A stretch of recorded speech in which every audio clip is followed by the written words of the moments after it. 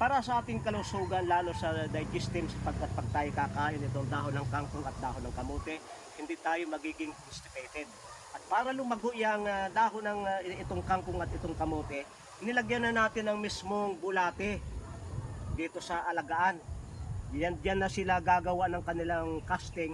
Ang ingredients niyan ay dumi ng hayop, mga gulay galing sa palengke, iba't ibang klase, saha ng saging, at na didiligin natin nung merong duckweed, sapagkat itong duckweed ay gustong kainin ng bulate, at na nagpapalago tayo dito ng duckweed kahit sa mga planggana lang.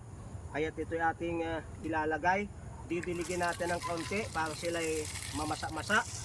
Ang gusto ng bulate ay environment na basa-basa, gaganda yung mga halaman.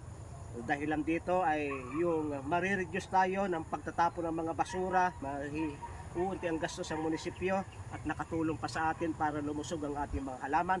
Ang malusog na lupa ay malusog na kalusugan. Ang may sakit na lupa at mahinang lupa ay nangangahulugang darami ang sakit ng tao. Kaya ito'y malusog na lupa, lulusog ang ating katawan. Maraming salamat sa inyong pagsubaybay sa Natural Wellness si Pastor Vito.